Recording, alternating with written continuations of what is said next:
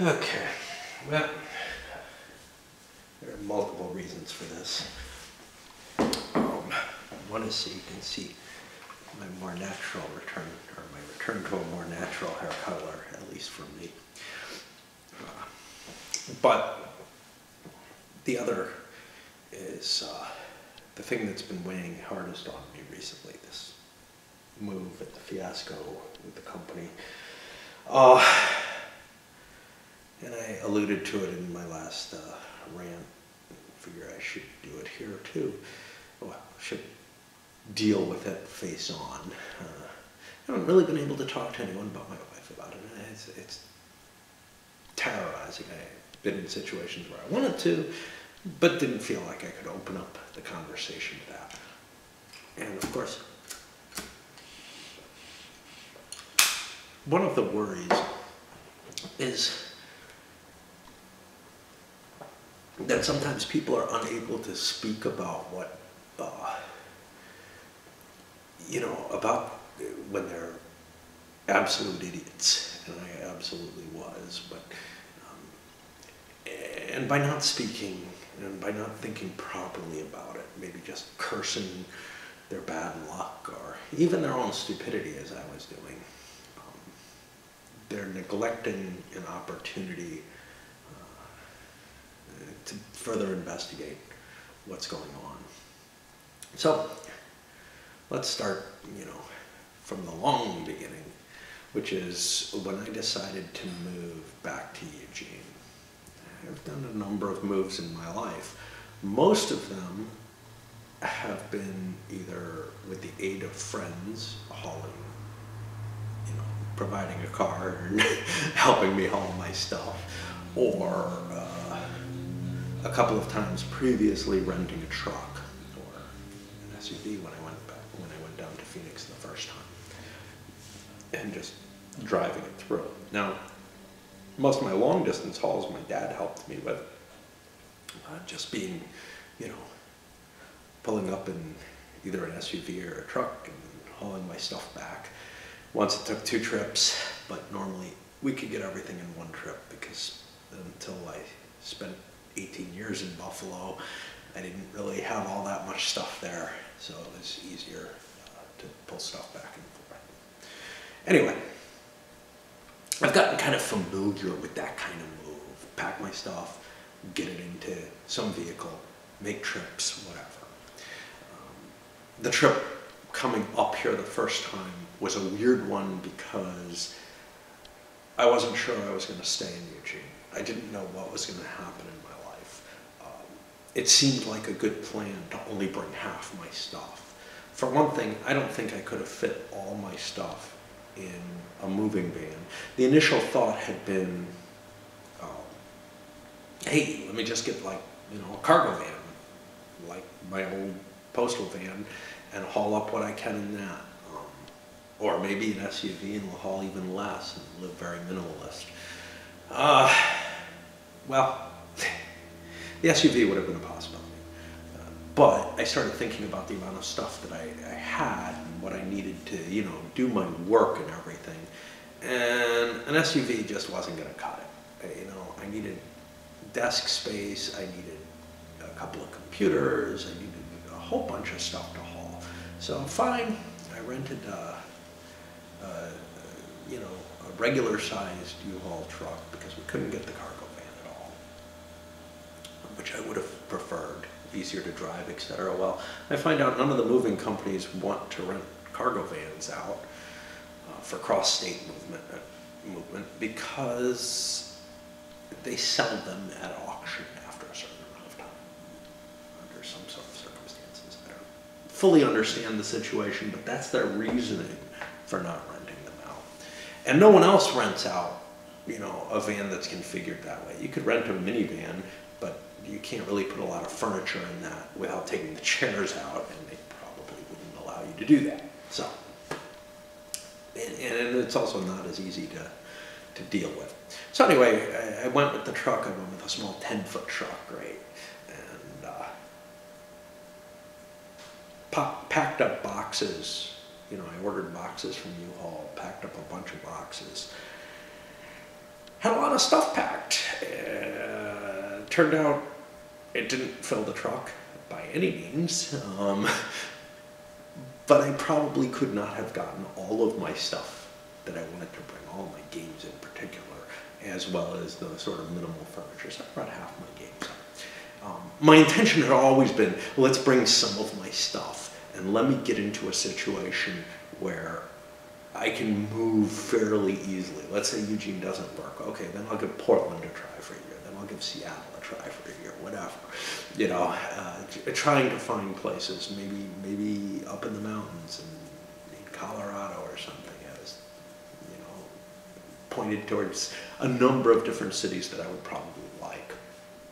But I knew I liked Eugene already, so as long as it hadn't changed too much for the negative, and it hasn't, it seemed like the best first choice, even though there were other places like Seattle or Portland where I knew people and was kind of excited about the idea of at least having an in with people where I didn't know anyone in Eugene well enough to know that like I would have any kind of connection. But honestly, you know, these are connections from, you know, at least 20 years ago for the most part. So who knows how well they would have worked out. And there was only one that I think I could have counted on to kind of get me in contact with other people in a good way. And that would have been in the most expensive of all places, in the Seattle area, which sounded really scary to me. You know, Portland, hey, it's expensive, but not as much. Anyway, this got me into the environment that I wanted. Tried out, you know, moved into the place we first rented. There were some noise issues there. It wasn't very appealing. My wife was really unable to cope with it. And so, all right, let's start looking for a place. And we found this place, which, you know, I love, she loves. And when the earthquake comes, we're doomed. But, you know, it's just such, you know, such a nice surroundings in it. And there's aspects of the house that I really I just wish the D was sort of quiet there and not really intentional, but maybe Freudian about that. But I really wanted this house, and I think that, you know, if I could put work, even if it's not my blood and sweat and just my money into it, but it's not just my money, of course, because it's also contacting people and getting them to do things. And some of it's, you know, absolutely necessary. I have to get somebody to do the screens. I don't have, you know, adequate screens everywhere.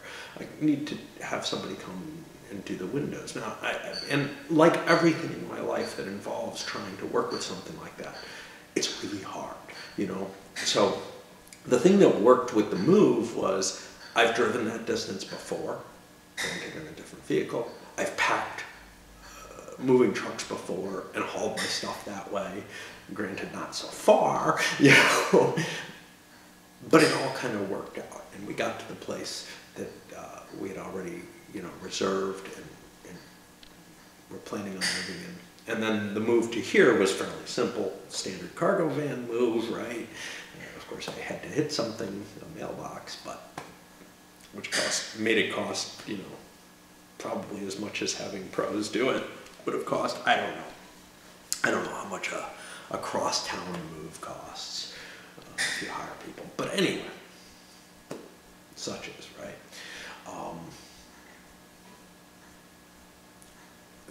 But there was always this burden of, shit, half my stuff's in Phoenix, you know, a lot of my games. And some other stuff that maybe I care about, but for the most part, it's really just my games and, you know, the bookshelves that I hold.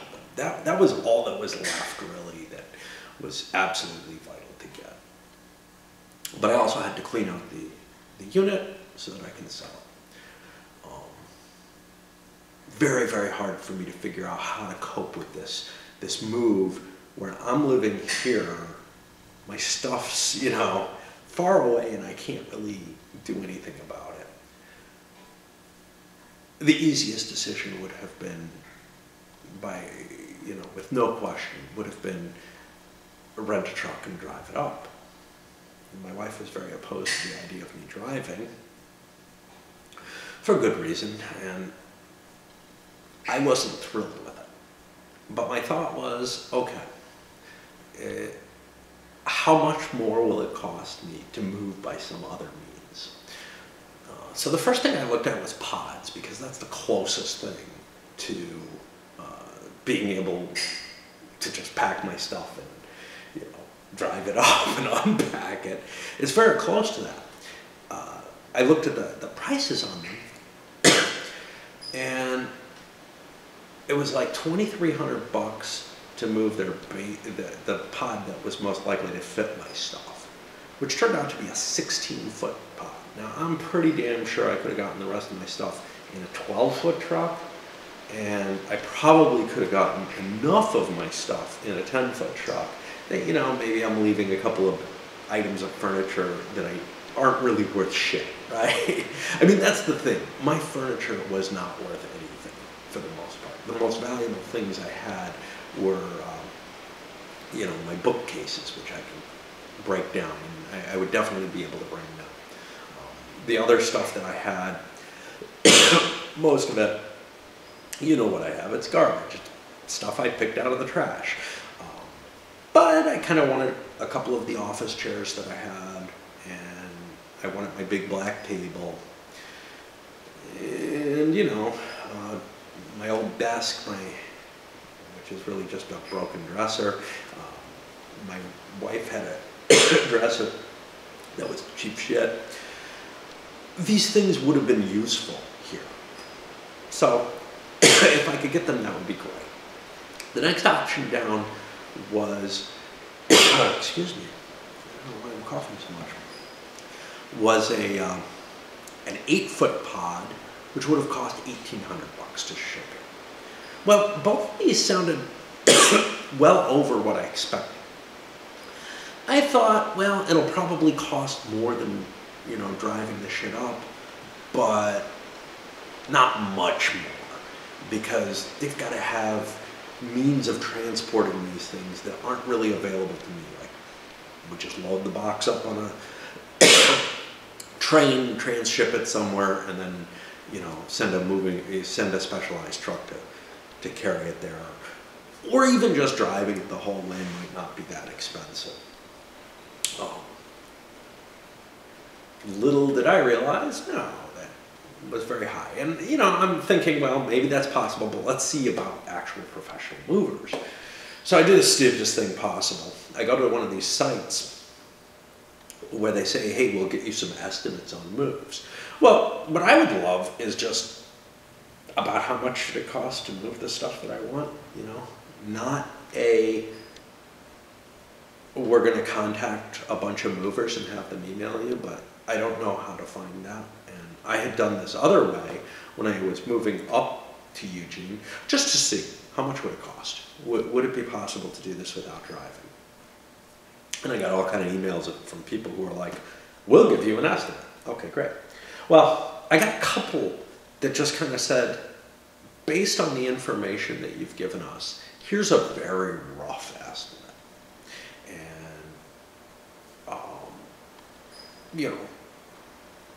I didn't even think that it was possible that a company, working under these situations would just be a complete scam, right? My assumption was, okay, so it just didn't even cross my mind. And in part, why? Well, because it's something so completely unfamiliar to me. Also, I'm used to, I work in a bank. I just did a thing, and I do it every year, on unfair and deceptive practices, where, because it's a bank, I guess, it's carefully monitored in this sort of way. But I kind of thought that, especially trans-state shipments would have the same kind of monitoring on them, I kind of think that about everything. If you're not dealing with some, individual contractor who comes to your house and does something where they're basically not even a corporation or anything, yeah, you have certain protections in hand. Well, that turns out not to be the case. In fact, the law is structured in such a way to make this kind of scheme very, very likely. By actually, the way the courts have interpreted it, there's a specific law that covers this kind of trans-state movement, and what's been interpreted as well, that overrides all other laws that, would cover a business. So like even state laws that might protect you have been overridden by this, from what I can understand. Anyway, what happens? Well, I look at the bids that come in. One of them's $1,500. I'm like, well, that's pretty good. But one of them comes in at $1,100. I said, well, that's ridiculous, right? I mean, that's about what it would cost me to haul it myself. It's probably a low bid, like it's probably going to get inflated when I have my actual items, but let's find out. Let's find out what it is, because in essence, I don't really have to move much. I just have a bunch of boxes, and I don't know how many at this point. And I have my bookshelves.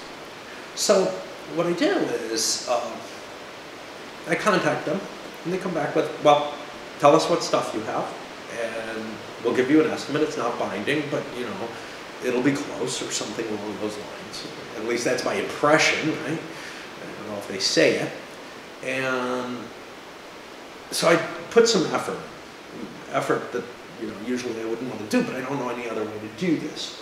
And I count up, and I'm going to have boxes ordered before I get to Phoenix. I count up how many boxes the games I have here sort of filled. And I come up with like 40 small boxes, so I put that down. I count up how many larger boxes, mainly mediums, that I use to haul stuff up here. Again, I'm going on this assumption that like I need half of my stuff. And I find I have 11 of those, so I put down 11 medium boxes. And then I realized, wait a minute, and this is just out of the blue, I have 11 large boxes sitting in my own place. Let's put those down too. So I've put up a total number of boxes. Somewhat at random, but I figure this will move all my stuff. I go through cataloging all the furniture that I can remember, which is almost all of it, honestly. And I estimate measurements on it. So I give them, the size of all these items. They don't have the weight, obviously, but the small boxes, they're kind of, so what comes back on this, I've asked for 3 estimates. One for just the boxes and bookshelves. One if I had my large table and my 2 office chairs, and maybe a few more items. My shopping cart, that was kind of necessary, my vacuums, things like that. The third is, I asked, well, what's it going to be for all of it? Well, what comes back with all of it is somewhere around 1,400 or something. And I think to myself, my furniture is not worth the additional money that it costs to bring up the different pieces. But my furniture is not replaceable at that cost. So it seemed like a good deal to me. The differences between the different configurations that I put down were very slight. I don't think anything came in at 1,100, and I think everything came in, it's like the difference between the first and the second wasn't very much, and the first and the full boat was maybe $200 difference. Maybe a little more, maybe $250. But it seemed worth getting all my crap for that. So I'm like, great, let's go with that. They have me sign a contract, and okay, that makes sense. And put 20 per, I don't remember what it was, some percentage down. I think 20% down. I had to put, no, it was 15% down. I had to give them $200. Charged a credit card. That all sounds safe. What I don't realize is you start paying them in advance at all, and that's first sign of a scam right there. Don't know. don't bother thinking, because it doesn't even cross my mind.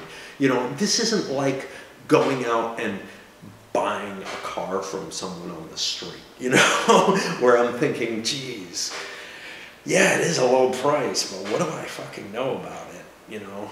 But am I willing to pay twice the price to get whatever protections a dealer has? And I don't think those are all that much either. So anyway, fine and dandy. I show up in Phoenix and start packing my stuff and send a new estimate of what's there based on what I have. That new estimate is, you know, 9 of the large boxes are not packed. They were just too heavy. It didn't seem valuable. I found a couple of other small boxes.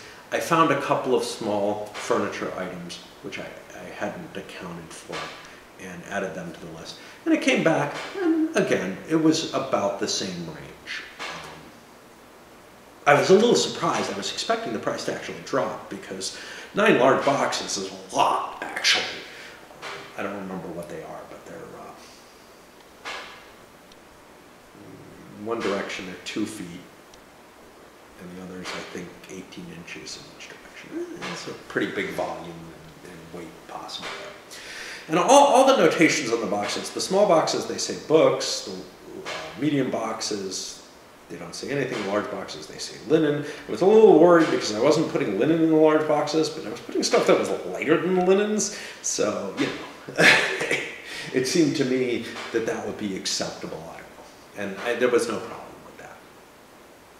The one problem that came was I had asked that they set it up so that I get my stuff picked up on Thursday, and then they're like, well, we'll pick it up on either Thursday or Friday, and we'll tell you in advance. And I was beginning to think, well, that kind of sucks. I would like to know the exact day, and you know, now I don't even have the assurance that it's on Friday. But eventually I got a call like a day or 2 before it was due to come, and after I sent an email saying, well, you know, when's the truck picking my stuff up? This is horrible. Saying it'll be there on Friday between 11 and 3. Now, I, of course, misinterpreted between 11 and 3 to indicate they would show up around 11 and be there until 3. Now, they meant they would show up sometime between 11 and 3. And that all made sense. It's just, you know, my brain doesn't always process things reasonably. And of course, being who I was, you know, I didn't read their, I don't know how many page document, somewhere around 20 pages of fine print to the thing I signed. Yep, sure, I'm an idiot. We know this. And then they show up eventually near the end of the span. And, you know, again, some signs that I would not have recognized had I not looked into, is this a scam after the fact? Those were, it's essentially an unmarked truck. It had the name of the company taped on a piece of paper to the side, to the door. But my thinking on all of this, from the low bid, again, I don't know what their business model is. They may be able, because they have the right to hold my stuff in shipping. I don't remember how many days it is, but they have a significant amount of time to get the stuff to me. They have, you know, what else? They might possibly be using trains for shipment, which again makes the price something unknown to me.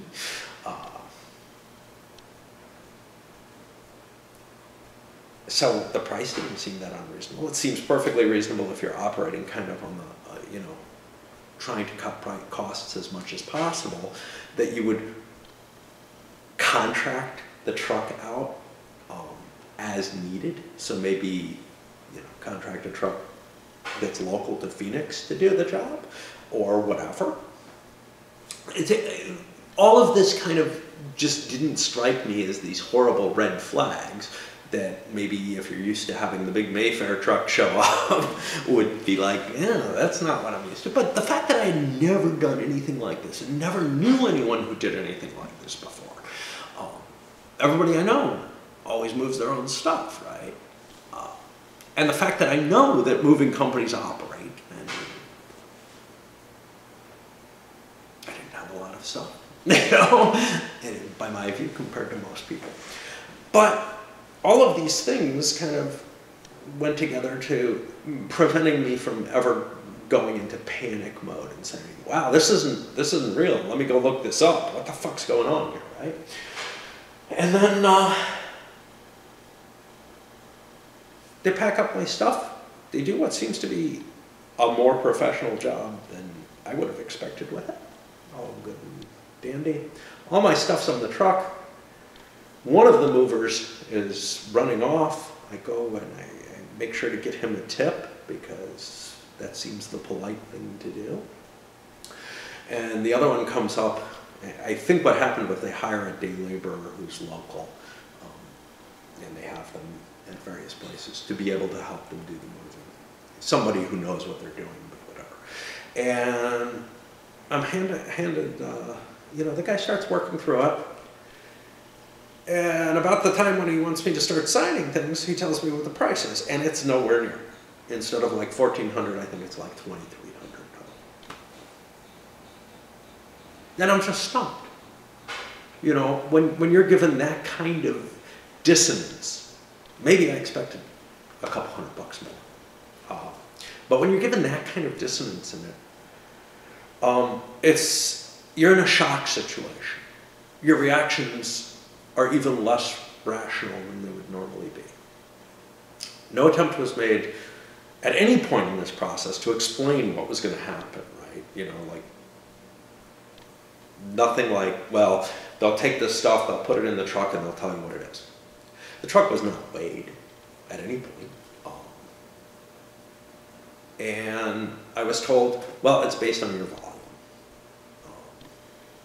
I'm like, well, I did this whole, you know, I gave them an estimate with all the dimensions and everything, and if anything, it's probably a little less than that estimate. But yeah, what went from like about 330 cubic feet was called 500 cubic feet. And I'm stunned. I don't know how to question this. I had actually been spending the time while they were moving because I found out that I was going to have to pay. I wanted to look up how I paid because I knew that I had to pay when they delivered and that they wouldn't take checks, but I assumed they would, you know, have some reason for payment. No, what they had was cash, another one of those signs, right? Or what is essentially cash, a post office money order. Well, I didn't want cash. Cash seems like I'm making something that's, like I've got something that's even less traceable than the money order. So I decided I would go with the money order. But, you know, I was figuring out how to do this. I could run to the post office after they were done and grab that. But because it's, you know, I don't know how long it was going to take to get here. Well, it's going to take forever, apparently. It's never going to get here, maybe. Because maybe they're not going to collect enough from me to actually be worth driving it up here.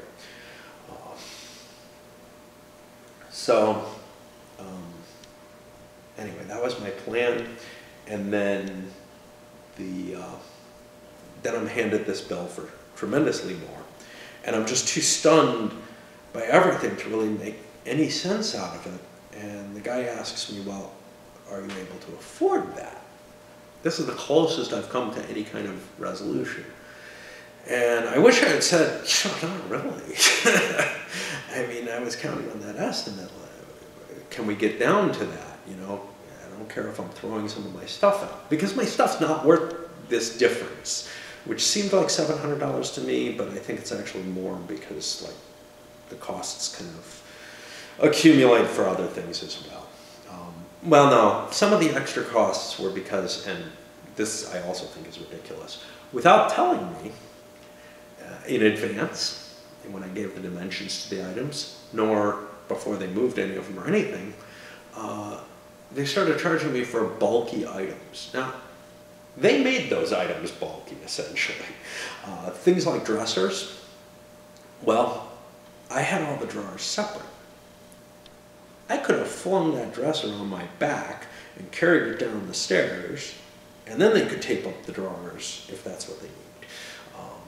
But no, they taped them all up in the room and hauled them down. So anyway, they ended up like, so the $900 difference, $200 of that was stuff they had to carry that I could have easily carried. You know, I carried all that shit up to my apartment on my back alone. Certainly, I could have done it on the way down without much trouble. And I wouldn't have necessarily gotten in their way because there's a second staircase. Would have been a little harder, but whatever. Anyway. Yeah, so, I mean, I'm just so stunned, and, you know, a normal reaction or shock is, I don't know, you know. My stuff is loaded up on their truck. What happens if I say, well, I can't do this? But a rational me would have said, let's try to get this down. Now, later I found out, thinking about it, well, you know, if I had started moving things off, they would have measured those things probably carefully. First of all, one of the guys is gone. They would have measured those things carefully and subtracted it from the total. And I don't know where they got their total from, but thinking later, I'm pretty convinced that I was under 350 cubic feet for the thing. But instead, I just signed the fucking paper and said, fine, whatever, I'll do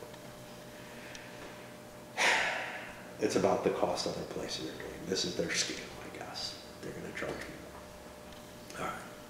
Well, then I get a call after I get back to Eugene, and that we need half the payment in advance. And yes, that's actually in the contract. You know, the contract that I didn't read because it's like 20 pages. You know, that's in there. But at this point, I just kind of lose it, and I'm like, I feel like I'm getting scammed here. And they send me to customer service, and there's really not much help there as I try to explain, you know, what I had was, if anything, smaller than the load.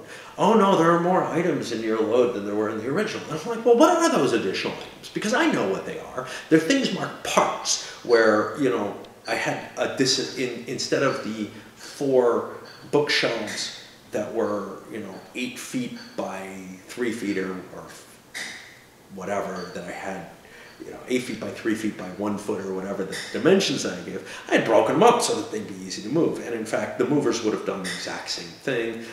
They took my table and my coffee table and broke those up so that they would be easier to move. So that's what we've got here, is the additional items are parts of other items. There were a bunch of small boxes, which I packed, very tiny boxes, you know, like this, which I packed because all I had were papers, and I didn't want to put them in something that was too heavy. So, I mean, the manifest was a little different, but I'm pretty sure that all told, it probably came about the same thing. Because remember, I'm 9 large boxes off that original estimate.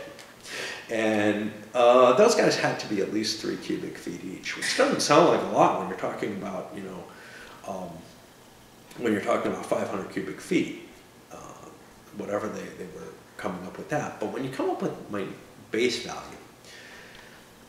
I did a calculation on what all the boxes that I had came up with in cubic feet. And that came out as less than 150. The rest of my stuff I had kind of stacked in the living room, and it really didn't look like more than that 150. Maybe I misestimated, but not by that much. Which to me means, hey, let's say I missed by 50 cubic feet, which is actually a huge amount of space, right? Then I still would have been very close. I would have been around that 350 mark. And that's sort of the most generous that I could possibly give to them. But this is after the fact. This is after they've driven away and I've signed the thing. I just, being so stunned, did that. Anyway, customer service, no help at all, really. At this point, I know I'm being scammed. I knew I was being scammed from the point where, like, he gave me that estimate. And I'm like, what can I do? Fine, I will deal with the scam. And, now it's, they've got my stuff. I paid them close to another $1,000 because they wouldn't deliver without half the money up front, half the remaining money up front. And the question is, does it make any sense for them to haul my shit to Eugene for $1,000 when they've already taken me for, over $1,000? And that's the question, and what can be done and what will possibly happen about it. And I just have no idea. I mean, I'm terrified. And this was the thing. And so in the midst of, once I realized I was in the middle of a scam, I started looking up for what you can do about it. And there's this site, moverescue.com, which is supposedly backed by a couple of the more reputable companies, like Allied and Mayflower. And they had all these testaments in it. So eventually I got up the guts to actually call them and got a recorded message and left them a recording. And I did that twice more. My stuff was being threatened to be put on hold if I didn't pay, so I just paid at that point because these guys would never contact me back. They were sort of the most promising thing, according to everybody online, that would get a hold of you. They've never called me. They've never done anything. They may not exist. Why do they still have a phone line? I don't fucking know.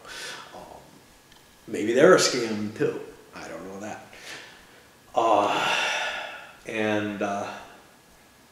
The other options are like the Department of Transportation, which apparently doesn't do shit, according to everyone. Better Business Bureau, which isn't going to be able to help you, but may at least help other people be warned away from the company. Sure. But you know what? This company's got so many bad Yelp warnings, which, again, I didn't even think to look at. And yeah, I'm a fucking idiot. We know that. But when faced with something that's alien to me, this is what happens. And, now I just think I'm screwed. I suspect that... And when they first wanted that money, I'm torn between this... Do I pay them on the hopes that I ever get my fucking shit? Or do I just cut my losses there and say, hey, all my shit's just dead?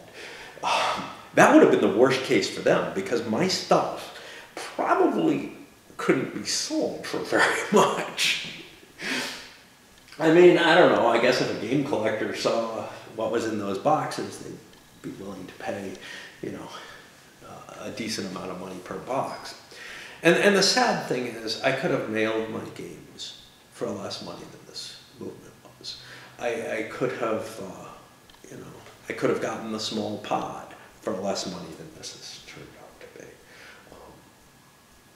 Now, what I was, at least one person has said, well, if you're going to hire movers, you gotta go with the better lines, and you gotta expect to pay money for this.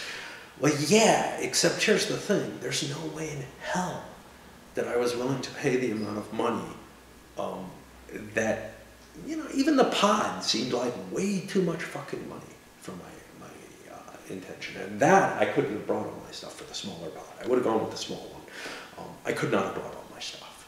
In fact, I might not have been able to bring, I think I would have been able to bring the bookshelves at my table, but it wasn't obvious to me. And it just, I wish I had just planned from the start the obvious, which was to haul the shit myself. I did that, I knew I could do it again. Anytime that someone like me is walking into areas where they're not used to being able to do that, it's just disaster. I have what amounts to executive dysfunction, where it's almost impossible for me to make decisions and how to do things. It was so hard to even get down to Phoenix and start this process. And now I'm facing something similar with my realtor there. cleaning bill, yeah, I know what a slob I am, but the cleaning bill that's potential for the place, at least it's an estimate, just seems so fucking high. And I'm like frozen by this. Every decision that I have to make in my life, unless it's the thing I'm used to and I know I can handle, every one comes down to, okay, it is too complex for me to be able to figure out what I want to do and to be rational about. So it's either I can't make the decision and I hide from it and just am incapable and I'm frozen, or I pull the trigger at random and hope, you know, things go properly. And I guess I've been fairly lucky with pulling the trigger at random. And maybe with the kind of decisions that I make, because hey, cheapest way to get something there is me driving it. Yeah, that fits my conception. But you know, this time I decided to go a little out of my element, and I can't. You know, I'm mentally incapable of handling these kind of situations, and now, you know, chances are I've lost money that I really can't afford to lose, but that's okay. But I've lost my stuff, which is devastating, you know, and I have no idea. We'll see. This is part one of this.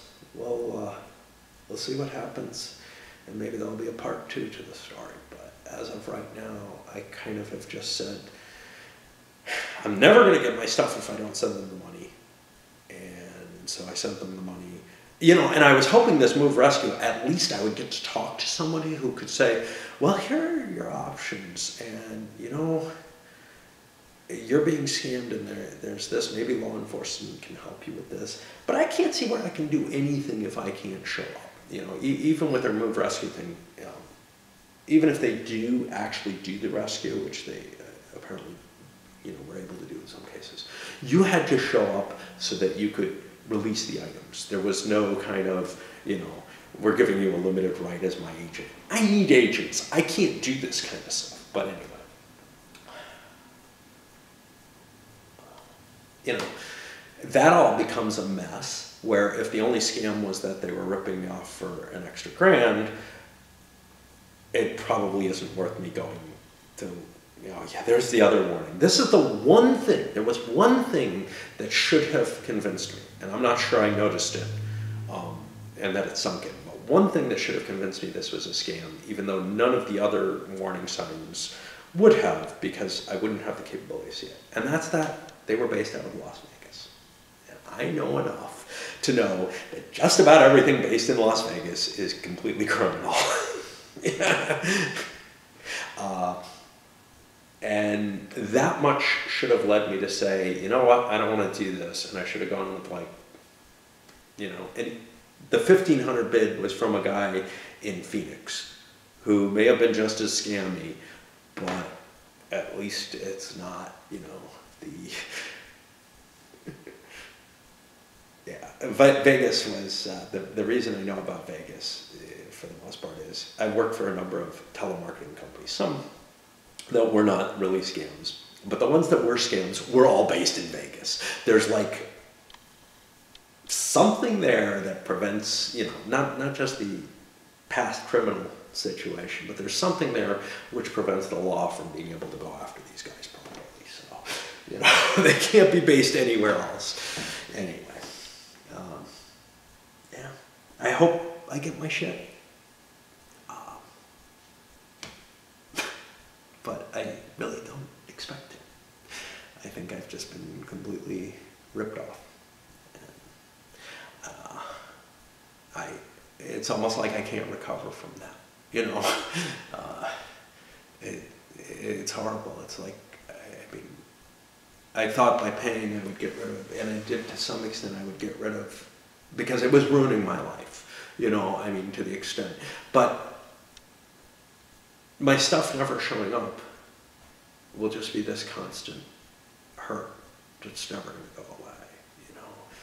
And I've had others like that, but, you know, not under this circumstance. And the one thing that brought me through always was the knowledge that I still had my games, that my stuff still existed, and that I would have it someday, and that I would make my way through. And, you know, I did in Phoenix, and now maybe I don't anymore. And I don't know, you know, maybe that's a sign it's time to check out for good, you know.